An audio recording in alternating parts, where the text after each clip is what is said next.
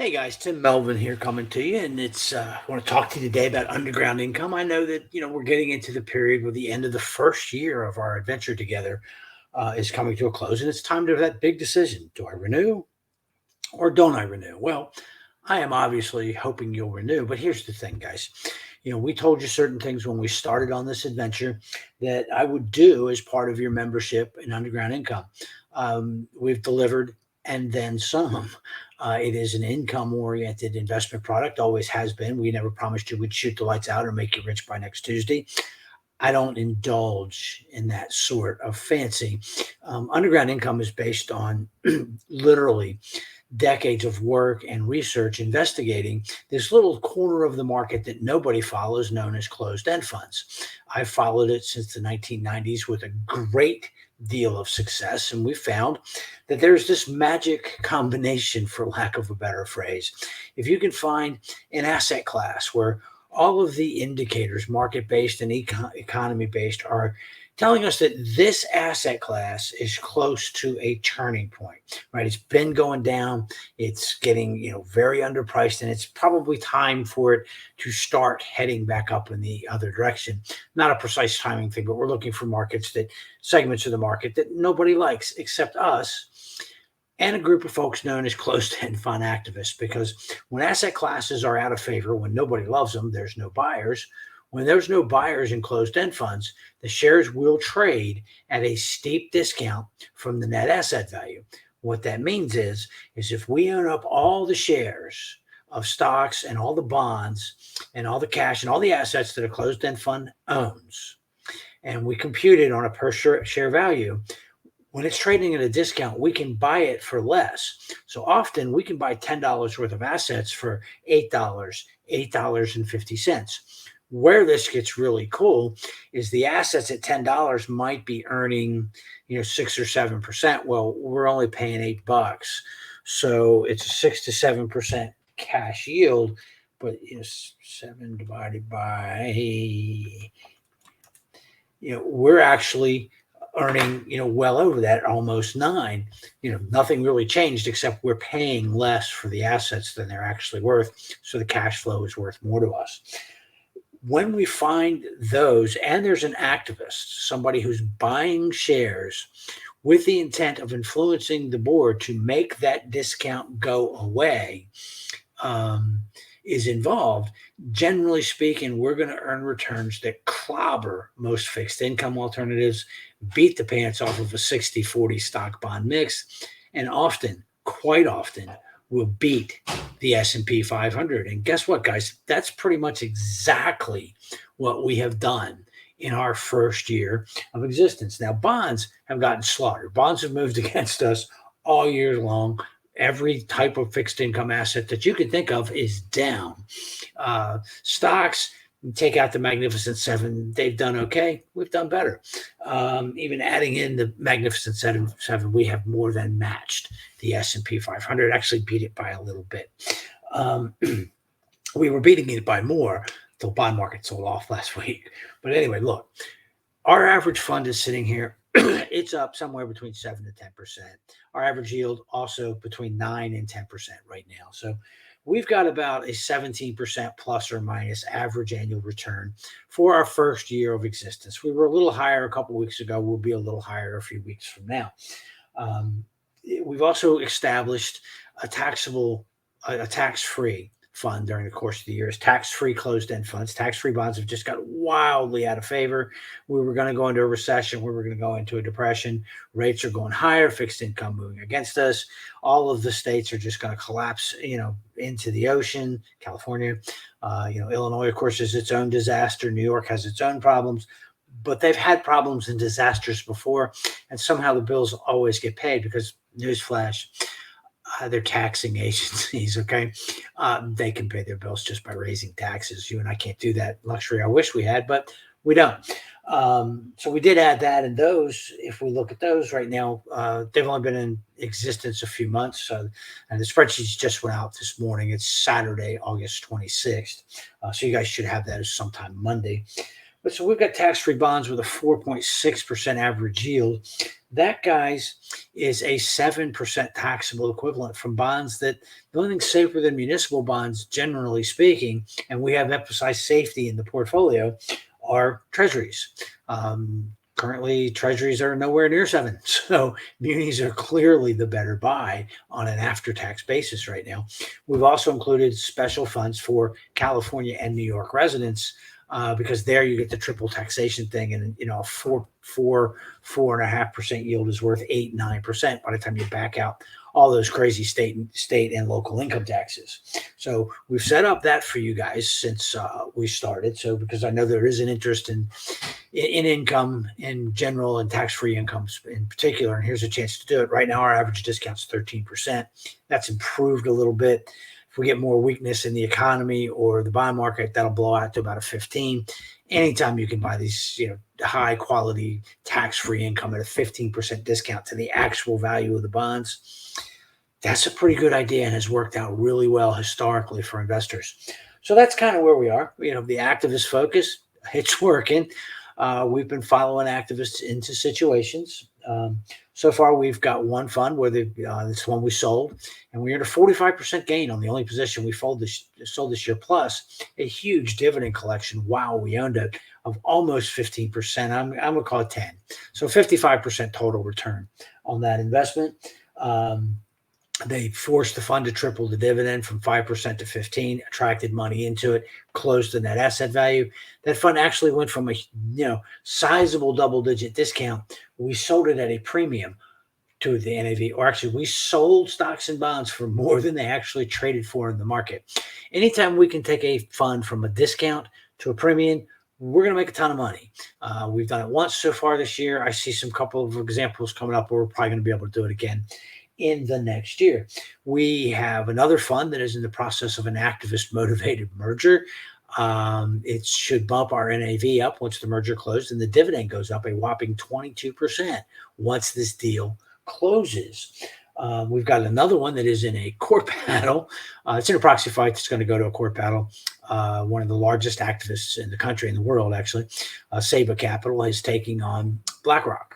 I think he's going to win because he's on really solid ground. So we own the ESG fund that BlackRock has, which is really interesting since the governance issues are exactly what they're being taken to task for. We think we're going to win that one, and that discount will narrow substantially. We've got activists poised to take on some of the bigger holdings in our fund. We're pretty excited about that. All of our funds, with one notable exception, have a strong activist presence. The exception is SRH Total Return, and that's because the fund's 45% in Berkshire Hathaway. The founder of the fund owns lion's share of the stock. The current fund managers, he recently stepped down, also own a significant amount of stock. We didn't feel the need to have an activist. I'll own Berkshire Hathaway at a 20% discount to the market price all day and twice on Sundays, and you should be willing to as well. So now, we also spotted a special situation that is going to get a lot of activist attention, has attracted a lot of insider buying, where there was a spinoff of a privately traded, non-publicly traded private credit fund by a large credit firm, alternative credit firm. They spun it off in a staged listing to become a publicly traded closed-end fund. Well, all of the institutional shareholders who had no interest in owning a listed fund that's marked to market every single day sold. They sold in the first two stages of the three-stage listing. This thing got out, guys, to a 34% discount to net asset value. We bought it right around there. It's currently at a 21% discount to net asset value. You can still buy it. They've increased the dividend twice. It's paying over 13% at a 21% discount to net asset value. We think the activists are going to get involved. We're going to score a major win on that particular fund. I suspect activists are already involved, but we're just starting to see some filings on this thing from its original listing. So we'll see how that plays out. We are very, very excited, to say the least, about that fund.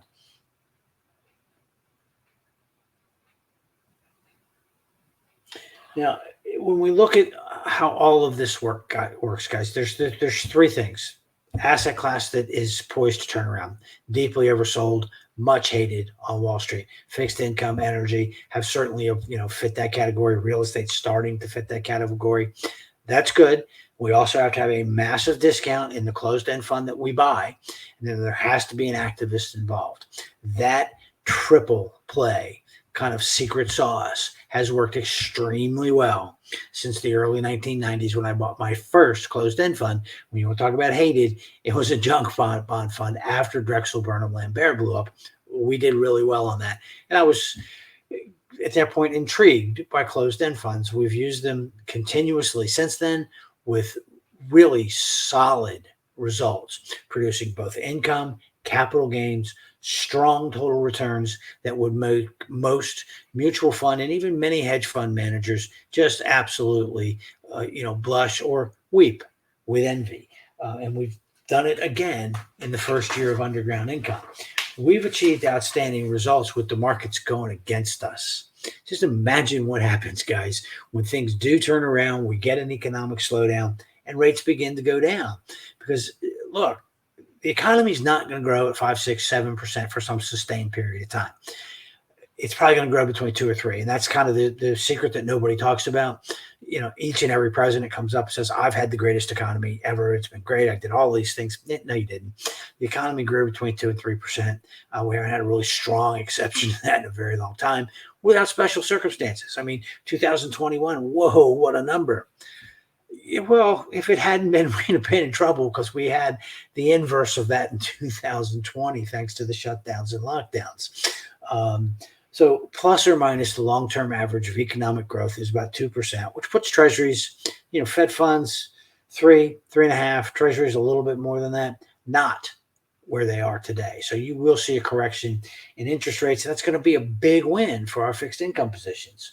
Now, we have not yet really aggressively gotten into stocks because the stocks are not poised to turn higher. Okay. Stocks have, had a dramatic run up off of the October lows. They're bucking historical evidence that suggests rising rates are bad for stocks. This market doesn't care about that. We're trading about 26, 27 times earnings on the S&P, over 40 times earnings on the QQQs, which of course contain the Magnificent Seven. It's not there yet. We will get there. I'm highly confident in that. And when we do, we'll see the discounts begin to widen out even further than they are. We'll see the activists start to get involved. There's not a lot of activist activity in equity funds right now. Until they're active, we're not interested. They'll get active about the time that the asset class gets interesting. So not there yet. We are seeing some movement in preferreds, and where we're really starting to see movement, and we've actually started to add, is real estate closed-end funds. I love real estate. It is my second favorite asset class of all time. It's in my big three. My big three are banks, REITs, and closed-end funds, in case you were playing along at home. Being able to buy REITs within closed-end funds at a discount just is super exciting. So we've started buying. Last year, we added some commercial mortgage-backed securities. I know mortgage, commercial, real estate, everybody's going to default. It's all world's going to, no, it's not. It's not. It's going to be bumpy. There's going to be some defaults. On balance, it's going to be fine, and the returns will be more than fine. So then we just bought a real assets fund that it's a little bit more energy infrastructure because you can't own too much of that, and some real estate. So right now, when you buy underground income and you allocate among, I think, the 16, 17 funds that we have, okay, you own global government bonds, you own U.S. government bonds, you own treasury bills, you own high yield bonds, high grade high yield bonds. We don't own any sloppy bottom of the barrel junk. We own high grade private credit. We own investment grade U.S. and global corporate bonds.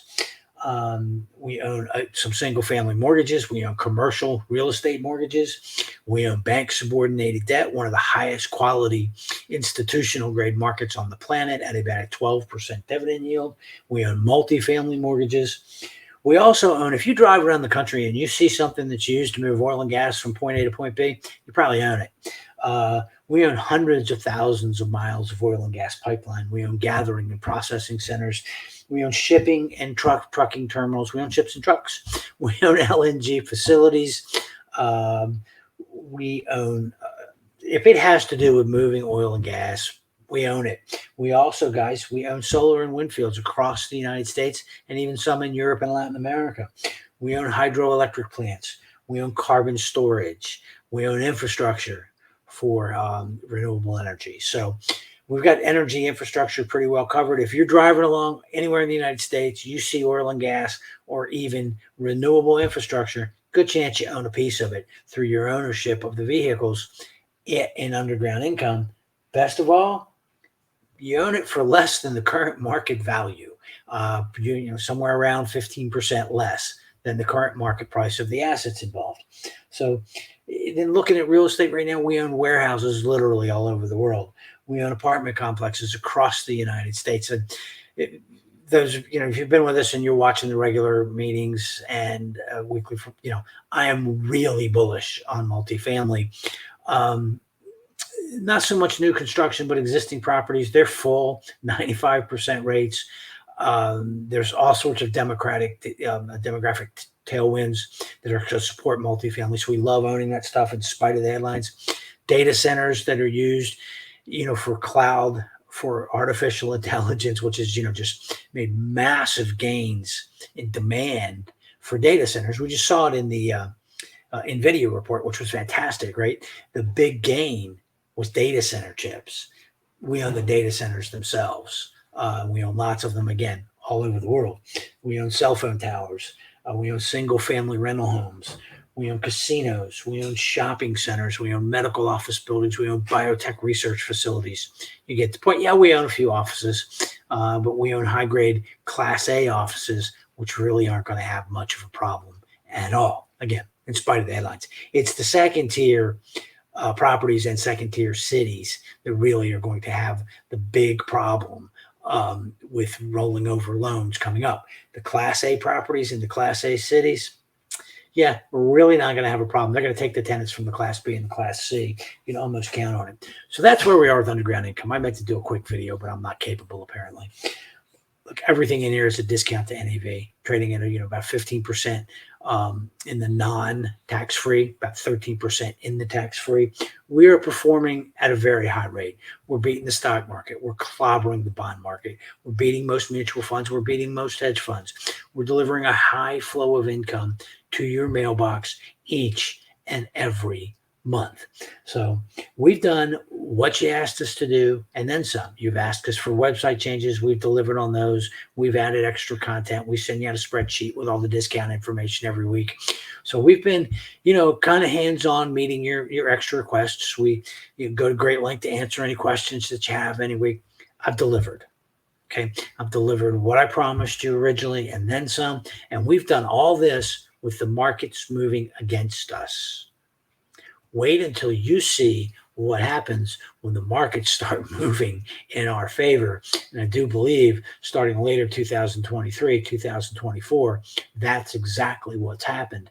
We're positioning for a generational opportunity in fixed income and in real estate.